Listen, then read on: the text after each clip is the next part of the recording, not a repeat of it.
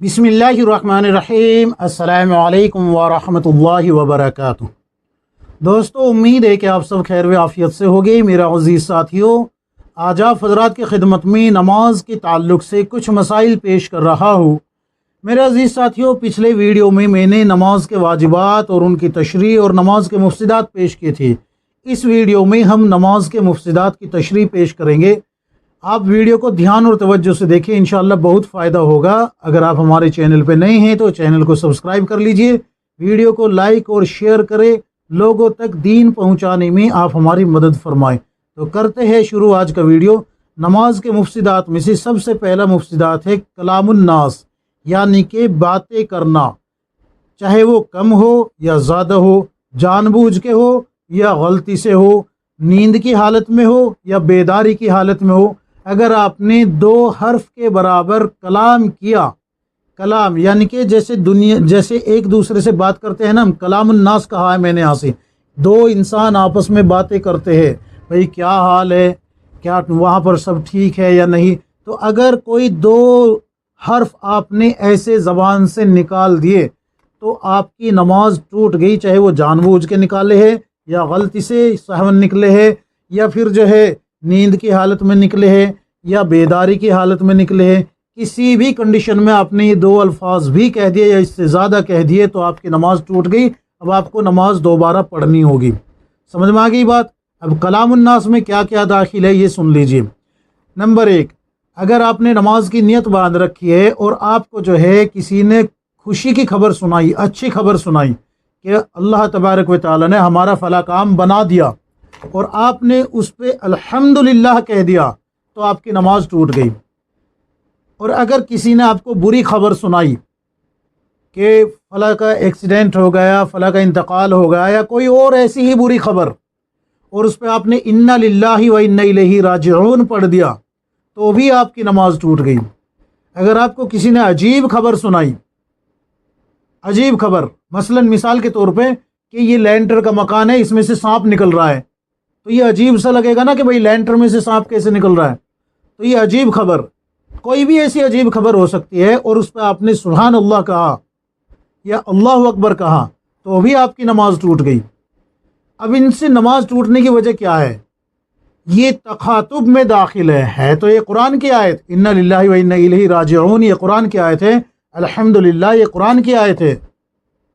लेकिन ये यहाँ तखातुब में दाखिल है कि आप जो है जिससे खबर सुनी है उससे मुखातिब है, उसने आपको खबर सुनाई कि हमारा फला काम बन गया, तो आपने कहा अल्हम्दुलिल्लाह।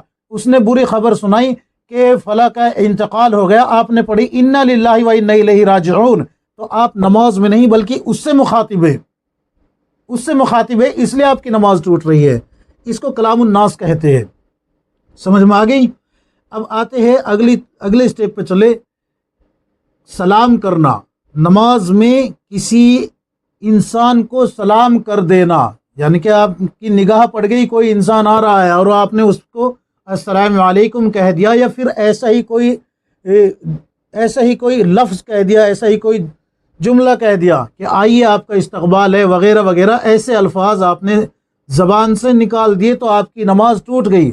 और अगर उस बंदे ने आपको सलाम किया और आपने उसके सलाम का जवाब दे दिया तो भी आपकी नमाज टूट गई। कई दफ़ा ऐसा होता है, मस्जिद में लोग नमाज की हालत में होते हैं और कई लोगों को मस्जिद में दाखिल होते ही सलाम करने की आदत है, तो ऐसे लोगों को बाज आ जाना चाहिए। जब वो देखे कि नमाज पढ़ रहे हैं लोग तो सलाम ना करे। और नमाजियों को ध्यान रखना चाहिए कि सलाम का जवाब देने से नमाज टूट जाती है, लिहाजा वो सलाम का जवाब न दे, उनके ऊपर यहाँ वाजिब नहीं है सलाम का जवाब देना। समझ में आ गई। तो सलाम करना या सलाम का जवाब देना या इन्हीं जैसे अल्फाज इकरामन कहे जाए कि आपका इस्तकबाल है, आइए मरहबा मरहबा वगैरह वगैरह, इन सब अल्फाज से नमाज टूट जाएगी। समझ में आ गई। इसी तरीके से छींक का जवाब देने से भी नमाज टूट जाती है। मसलन आपको छींक आई, आपने कहा अल्हम्दुलिल्लाह, इससे आपकी नमाज नहीं टूटेगी। क्यों? इसलिए कि ये कलाम आप इंसानों से नहीं कर रहे। लेकिन अगर आपने किसी की छींक का जवाब दिया, उसने किसी को छींक आई, उसने कहा अल्हम्दुलिल्लाह और आपने जवाब में कहा या रहमकुल्लाह, तो फिर आपकी नमाज टूट गई।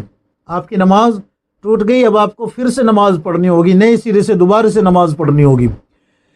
اچھا، ایک یہ بات ہو گئی، اس کے علاوہ اب اور جو باتیں میں بتانے جا رہا ہوں وہ بھی سن لیجئے۔ رنج یا غم کی وجہ سے آہ اوہ اف کی آواز نکالنا، اس سے بھی نماز ٹوٹ جاتی ہے۔ آپ کو کوئی رنج ہے، کوئی غم ہے، اس سے اگر آپ ایسی آواز نکالیں گے تو نماز ٹوٹ جائے گی۔ اسی طریقے سے درد کی وجہ سے رونا یا پھر رنج یا غم کی وجہ سے رونا، شدت سے رونا، درد کی وجہ سے آہ اف وغیرہ کی آواز نکالیں گے تو بھی نماز ٹوٹ جائے گی، اور رنج یا غم کی وجہ سے روئیں گے تو بھی نماز ٹوٹ جائے گی۔ دھیان سے سنیں، اگر آپ کو درد ہو رہا ہے گھٹنوں میں، آپ کو درد ہو رہا ہے سر میں، آپ کو درد ہو رہا ہے پیٹ میں، جسم کے کسی بھی حصے میں درد ہے، یا آپ کو کوئی غم لاحق آیا ہے اور آپ وہاں آہ اس طریقے سے کر رہے ہیں اور کھڑا ہونے لگے، رکوع سے آواز نکلی اف، تو آپ کی نماز ٹوٹ گئی۔ اور اگر آپ نے ان کو روکنے کی کوشش کی تھی، آپ کا ارادہ نہیں تھا، آپ نے حتی الامکان کوشش کی ہے کہ یہ آواز نہ نکلے، پھر بھی نکل جائے، تو اب آپ کی نماز نہیں ٹوٹی۔ نماز اسی حالت میں ٹوٹے گی جب کہ آپ اس کو روکنے پہ قادر تھے اور آپ نے نہیں روکی، اس آواز کو نہیں روکی، یعنی کہ یہ درد آپ برداشت کر سکتے تھے لیکن آپ سے برداشت نہیں ہوا، برداشت کر سکتے تھے لیکن برداشت نہیں کیا آپ نے، تو پھر نماز ٹوٹے گی۔ اور آپ نے حتی الامکان اس درد کو برداشت کرنے کی کوشش کی ہے، پھر بھی برداشت نہیں ہوا، تو اب آپ کی نماز نہیں ٹوٹے گی۔ سمجھ میں آ گئی؟ رونے کے تعلق سے اگر آپ جو ہے دنیاوی کسی مصیبت پہ رو رہے ہیں، مثلا ابا کا انتقال ہو گیا، کوئی نقصان ہو گیا، بہن کا انتقال ہو گیا، بھائی کا انتقال ہو گیا، یا کوئی اور پریشانی آ گئی، نقصان ہو گیا، رنج لگ گیا، غم آ گیا، غم لاحق ہو گیا، اور اس پہ آپ نماز کی حالت میں رو رہے ہیں، تو آپ کی نماز ٹوٹ جائے گی، آپ کو نماز دوبارہ پڑھنی ہوگی۔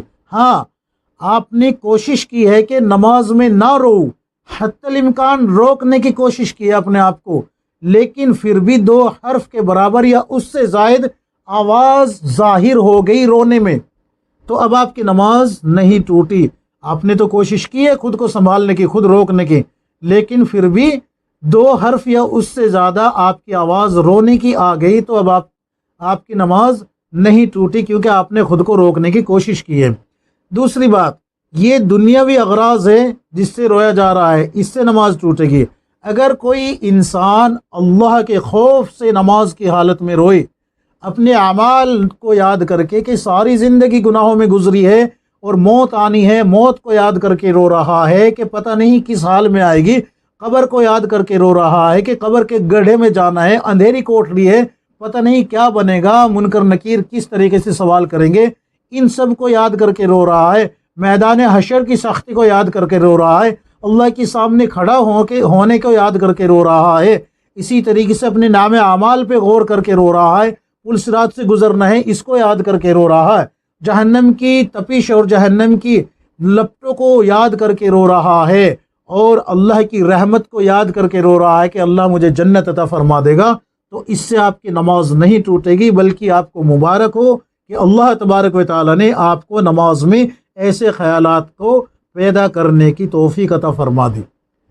ایسے خیالات اگر آپ کو آتے ہیں تو پھر مبارک ہو آپ کو کہ اللہ تبارک و تعالیٰ آپ کے ساتھ شاید بھلائی کا معاملہ فرما رہا ہے، تو اس سے نماز نہیں ٹوٹے گی۔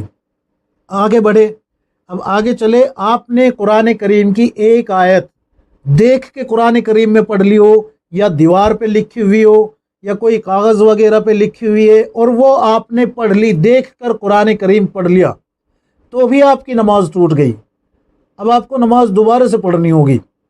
اسی طریقے سے کسی غیر نمازی سے آپ نے لقمہ قبول کر لیا، چاہے وہ امام صاحب ہو، چاہے وہ کوئی اکیلا نماز پڑھنے والا بندہ ہو جو ظاہری قرات کر کے نماز پڑھ رہا ہے، تو اس کی نماز ٹوٹ گئی، یعنی کہ غیر نمازی کا لقمہ آپ نے قبول کیا تو نماز ٹوٹ گئی۔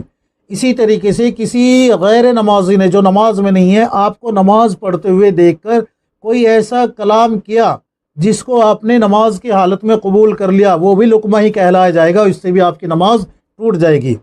اسی طریقے سے آپ اکیلے نماز پڑھ رہے ہیں اور کوئی انسان قرآن کی تلاوت کرنے کے لیے بیٹھا ہوا ہے، وہ آواز سے تلاوت کر رہا ہے، اب اس نے پڑھنے میں وہاں کوئی غلطی کر دی اور آپ نے نماز کی حالت میں اسے بتا دیا تو بھی آپ کی نماز ٹوٹ گئی، اب آپ کو پھر سے نماز دوبارہ سے شروع کرنی ہوگی، دوبارہ پڑھنی ہوگی۔ اسی طریقے سے گھروں کے اندر خواتین اپنی بچیوں کو نماز پڑھاتی ہے، جن کو نماز نہیں آتی ان کو والدہ نماز پڑھاتی ہے، یا بہن نماز پڑھاتی ہے، یا دادی نماز پڑھاتی ہے، یا پھپھو یا خالہ نماز پڑھاتی ہے، تو مصلی پہ بچی کو کھڑی کر دیتی ہے، اور وہ جو بالغ بچی ہے اس کی بات کر رہا ہوں میں، نابالغ کی نہیں، جو بالغ ہو چکی ہے اس کی، تو اس کو جو ہے مصلی پہ کھڑا کر دیا۔ اب اس کو بتا رہی ہے کہ نیت کرو اس طریقے سے کہ 4 رکعت نماز ظہر کی پڑھتی ہوں واسطہ اللہ کے رخ میرا قبلہ شریف کی طرف، اللہ اکبر۔ اب اس بچی نے اسی طریقے سے نیت کر لی، اب یہ والدہ یا بہن جو بھی اس کو وہ بتا رہی ہے، یہ پیچھے بیٹھی ہوئی اس کو سمجھا رہی ہے کہ ثنا پڑھو سبحانک اللہم و بحمدک، اس طریقے سے اسٹیپ بائی اسٹیپ پوری نماز اس کی کرا دیتی ہے۔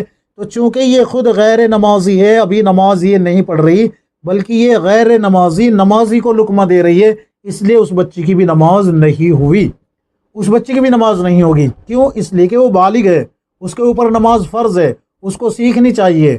اور اگر آپ چھوٹی بچی کو عادت ڈالنے کے لیے، جو نابالغ ہے، 5 سال کی ہے، 6 سال کی ہے، اس کو عادت ڈالنے کے لیے اس طریقے سے نماز پڑھا رہی ہے تو پھر کوئی مذائقہ نہیں ہے۔ کیوں؟ اس لیے کہ اس پہ ابھی نماز فرض نہیں ہے، اس کے لیے بہتر تعلیم کا انتظام کیا ہے آپ نے، یہ آپ کو مبارک ہو۔ تو بہتر یہی ہے کہ آپ شروع سے ہی اپنی بچوں کو نمازی بنائیں۔ کیوں؟ اس لیے کہ اللہ کے نبی صلی اللہ علیہ وسلم نے فرمایا کہ بچہ جب 6 سال کا ہو جائے تو اس کو نماز کی تلقین کرو، نماز کی عادت ڈالو، اور جب وہ 10 سال کا ہو جائے اگر نماز نہ پڑھے تو اس کے ساتھ سختی کا معاملہ کرے، سختی سے پیش آئے اس کے ساتھ۔ تو اگر آپ نے اس طریقے سے بالغ بچیوں کو نماز پڑھائی ہے تو ان کی وہ نماز ادا نہیں ہوئی، ان کو وہ ساری نمازیں لوٹانی ہوگی۔ اسی طریقے سے نماز میں جو ایسی چیز مانگے اللہ سے جو کہ دنیا سے مانگی جا سکتی ہے، مثلا یہ کہا کہ یا اللہ مجھے 100 روپے دے دے، یا 1 لاکھ روپے دے دے، یا 1000 روپے دے دے، یا یہ کہا یا اللہ مجھے کھانا دے دے، یا اللہ مجھے روٹی دے دے، یا اللہ مجھے گوشت دے دے، سالن دے دے، وغیرہ وغیرہ، تو اس سے بھی نماز ٹوٹ جائے گی۔ کیوں؟ اس لیے کہ یہ چیزیں انسانوں سے مانگی جاتی ہے۔ مثلا آپ گھر میں آئے، بیوی سے کہا بیگم صاحبہ کھانا نکال دیجئے، کھانا دے دو، امی سے کہا امی کھانا دے دیجئے، ابا سے کہا ابا مجھے 10,000 روپے دے دیجئے، بھائی سے کہا مجھے 2 روپے دے دیجئے۔ تو یہ ساری چیزیں ہم انسانوں سے طلب کرتے ہیں، اس لیے یہ چیزیں اگر نماز کی حالت میں اللہ سے مانگیں گے تو نماز ٹوٹ جائے گی۔ اسی طریقے سے نماز کی حالت میں سر سجدے میں رکھ کے بہت سارے نوجوان لڑکے لڑکیاں آج کیا کر رہے ہیں کہ سر سجدے میں رکھ کے، خاص کر تہجد وغیرہ میں ایسی باتیں کرتے ہیں، سر سجدے میں رکھ کے اللہ سے دعا کرتے ہیں، مانگتے ہیں یا اللہ میرا فلاں سے نکاح کرا دے، میں فلاں سے محبت کرتی ہوں اس سے نکاح کرا دے، میں فلاں سے عشق کرتا ہوں اس سے نکاح کرا دے، تو اس سے بھی آپ کی نماز فاسد ہو جائے گی۔ کیوں؟ اس لیے کہ یہ کلام آپ اپنے والدین سے بھی کر سکتے ہیں، جیسے کہ بیٹا باپ سے کہے ابا میں فلاں لڑکی سے محبت کرتا ہوں، آپ میرا اس سے نکاح کرا دے، بیٹی ماں سے کہے امی میں فلاں لڑکے سے محبت کرتی ہوں، آپ میرا اس سے نکاح کرا دے۔ تو اس طریقے کے الفاظ جو مخلوق سے کہے جا سکتے ہو ان کو نماز کی حالت میں اللہ سے طلب کرنا، وہ سب کا سب آپ کی نماز کو فاسد کر دے گا۔ میں یہ نہیں کہہ رہا کہ آپ جو ہے حرام محبت کرے اور والدین کے سامنے ڈٹ جائے، اس کا یہ مت سمجھنا، سمجھ گئے نا؟ اس لیے بہتر یہ ہے کہ آپ ایسی چیزیں نہ مانگیں، والدین سے بھی مطالبہ نہ کریں، جہاں والدین چاہے بہتر رشتہ دیکھ کے وہ آپ کا نکاح کر دیں گے۔ ہاں اگر پھر بھی کوئی ایسی بات ہے تو والدین کو بتا دے، ادھر ادھر منہ مارنے سے بہتر ہے۔ اسی طریقے سے نماز میں کھجلانے کے تعلق سے بھی سن لیجئے۔ دیکھیے آپ نے نیت باندھی، اللہ اکبر، مرد حضرات عورت حضرات سب کے لیے یکساں حکم ہے، نیت باندھی۔ اب نیت باندھنے کے بعد قیام میں آپ کھڑے ہیں، اب قیام میں اگر آپ نے یہ ہاتھ یہاں سے 3 مرتبہ ہٹایا، 3 مرتبہ ایسے ہٹا کے کھجلا دیا، ایک بار یہاں کھجا دیا ہاتھ ہٹا کے، ایک بار یوں کر دیا، ایک بار ایسے کر دیا، تو اس سے آپ کی نماز ختم ہو گئی، ٹوٹ گئی، اب آپ کو نماز دوبارہ پڑھنی ہوگی۔ ہاں اگر آپ نے یہ یہاں نیت باندھی ہوئی ہے اور ایک مرتبہ ہاتھ ہٹایا اور یہاں بھی کھجا دیا، یہاں بھی کر لیا، یہاں بھی کر لیا، یہ بھی کر لیا، وہ بھی کر لیا، تو اس سے آپ کی نماز فاسد نہیں ہوگی، لیکن یہ مکروہ ہے۔ کئی لوگ کیا کرتے ہیں، مرد حضرات کی بات کر رہا ہوں، نیت باندھ لی، اب اس نے داڑھی میں یوں ہاتھ پھیرنا شروع کر دیا، پھر یہاں کر لیا یوں، پھر لگ گیا یوں کر کے، پھر یوں کر لیا، پھر کر لیا یوں، تو تو یہ 3 بار کرنے سے اس کی نماز فاسد ہو گئی، اب اس کی نماز نہیں ہوئی، اس کو نماز لوٹانی پڑے گی، اور اس کو یہ عادت بنی ہوئی ہے، تو جتنی اس نے یہ نمازیں اس طریقے سے پڑھی ہے کوئی نماز اس کی نہیں ہوئی، سب کی سب اس کے ذمے پڑی ہوئی ہے، اب اس کو لوٹانی پڑے گی سب کی سب، چاہے یہ ساری عمر اس نے کیا ہو، چاہے ایک نماز میں کیا ہو، ہر نماز اس کو لوٹانی پڑے گی۔ سمجھ میں آ گئی بات؟ اسی طریقے سے نماز میں کہا لگا کے ہنس پڑھنا مرد عورت دونوں کے لیے یکساں حکم ہے۔ اگر کوئی کہا لگا کے 2 حرف کی آواز نکال دیتا ہے ہنسنے میں تو بھی نماز فاسد ہو جائے گی، ٹوٹ جائے گی۔ کئی دفعہ کیا ہوتا ہے کہ عورتیں گھر کے اندر نماز پڑھتی ہے اور بچہ کوئی ایسی حرکت کر دیتا ہے جس سے کہ عورت کی ہنسی چھوٹ جاتی ہے، تو اس سے آپ کی نماز فاسد ہو گئی۔ یاد رکھے، نماز فاسد ہو جائے گی، وضو بھی ٹوٹے گا اور نماز بھی ٹوٹ جائے گی، دونوں کام ہو جائیں گے۔